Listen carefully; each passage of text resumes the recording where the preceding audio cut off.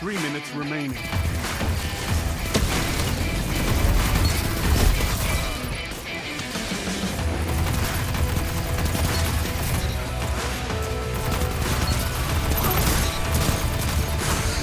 Double down.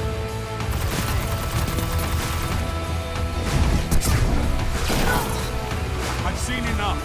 I'm holding this one. Ladies and gents, my name is Xander, aka Diaslayers, and in this video, we're gonna find out as to exactly what Bungie did to this Hardlight, pre-nerf and post-nerf, in doing just that, an analysis of those two things, and really find out as to whether or not this thing is actually still viable in PvP, and if it's still a monster or the definition of fluff cover strat shenanigans. Now I'll be honest, I can't believe that Bungie nerfed this thing so fast, almost within one season, and they didn't even give it a full season. So that within itself tells you something, that the community was speaking, and thus they took action. Now some of you might like it, and some of you might not, but nonetheless it is what it is, and so we have to accept it. And just so we're all on the same page, here's all the nerfs that Bungie did. We can see those right there on screen. Now don't worry Diaslayers, I'll cover every single one of these and explain it in detail as to precisely what each one of these things means, including that very last one, which some people really don't know what's going on there, but don't worry, I got your back, as I know 110% what that nerf was entailing too. In addition to all that jazz, we're then going to look at the weapon's bullet magnetism and really find out as to actually how much that we can miss a green by and still have those shots land, because maybe that was also adjusted, so all you gotta do is just simply sit back, relax, eviscerate the notification button, and let's jump right into the video. So one of the very first nerfs that Bungie did to this Hardlight is the fact that they give it damage falloff. Yes, I said damage falloff, and that's a massive bummer. But according to Bungie, the damage falloff now floors at 0.7x, whereas the vast majority of other auto rifles floors at 0.5x.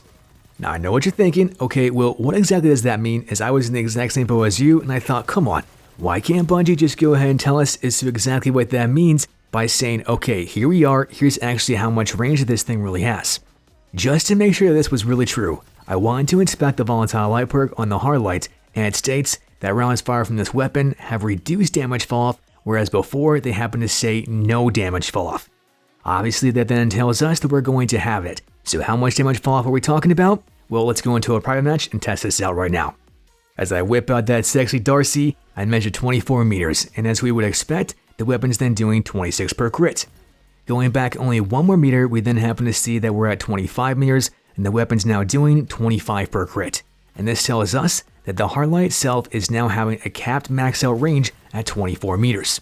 And seeing that test case, I thought to myself, okay, what's going on here? I want to see if this thing can actually outperform something like say a Summoner and still obliterate enemy guardians just like Exodia. And so as we go ahead and take out that Darcy one more time, I measure 24 meters. But this time around, I'm using my Summoner, and as expected, it's then doing 26 per crit. Just like from before, we're going back only one more meter to 24 meters, and as we would expect, it's then doing 25 per crit. And this tells you and me that the Hardlight only has 1 meter more of range than this Summoner. And keep in mind that what you guys just saw with that Summoner, it has absolutely 0 range perks, meaning that it's just simply the base range being tested on the Summoner, and even with that then means that we only have 1 more meter of range on the Hardlight. If you happen to have something like Rangefinder on a Summoner, or possibly even something like say a Gnawing Hunger, then that most likely is going to have even more range than what the Hardlight can actually do. And so in this respect, you can see that Bungie nerfed this thing into the ground, at least when it comes to range. But what about bullet magnetism? You and I both know that a weapon's base range stat then corresponds to how much bullet magnetism that weapon's then going to have. And even though the Hardlight's actual base range stat isn't being affected, the way in which the weapon is then functioning is since it's now going to have damage falloff. And so we absolutely must test this just to kind of see as to exactly what we're dealing with here in terms of bullet magnetism. As we go directly back into those private matches, here we are at 15 meters, and on the right side of the head, I'm doing pretty much exactly what I would have expected, just like what we had from before, and so in that sense, it's pretty much the exact same thing. Likewise, on the top side of the head at 15 meters, I pretty much say that once again, it's the exact same thing. But going back to 30 meters, oh my goodness gracious, this is where I was truly astounded, because on the right hand side of the head, even though the vast majority of these bullets are not landing for crits, they are still landing for body shots, and they're landing far outside the hitbox. And then when we go to the top side of the head, I'm able to still land crits even above the health bar, whereas before the nerf, I simply wasn't able to do this at all. And so this 110% caught me by surprise. Personally, I thought this was going to be absolutely the definition of complete garbage, but lo and behold, it's the exact opposite, as I think that this weapon's bullet magnetism actually increased, going back from 15 meters and into the 30-meter range. Now be honest, let me know what you guys think about this, and if you're surprised just the same way that I was, down in the comment section below. As you know for a fact, I'm going to read all those comments. But now that you understand this, we've covered the very first nerf that's happened to the hardlight, and so now comes the second one, and that's in regards to the damage output that these ricochet rounds are actually doing on the ricochets. Before we go any further, I want you all to still understand that the weapon's damage output in optimal TTKs and bi-shot TTKs in laying direct bullets are the exact same thing as what they were from before, and just so we're all on the same page, you guys can see all those stats right there on screen. Keep in mind that the reason why we know that this weapon's damage output for the crit damage and bi-shot damage shown there is at 25.2 and 15.75 is because before, when they actually announced this thing was going to get buffed, that's exactly what Bungie stated in their TWAP. But now with the ricochet rounds damage, it was doubled, and now it's been decreased to 1.35 instead of 2.0. Just so that there is absolutely zero confusion whatsoever, and transferring from these stats to the new stats that you guys see right there on screen, on the left hand side we happen to have volatile light with the old PvP stats, and on the right hand side we happen to have volatile light with its new PvP stats.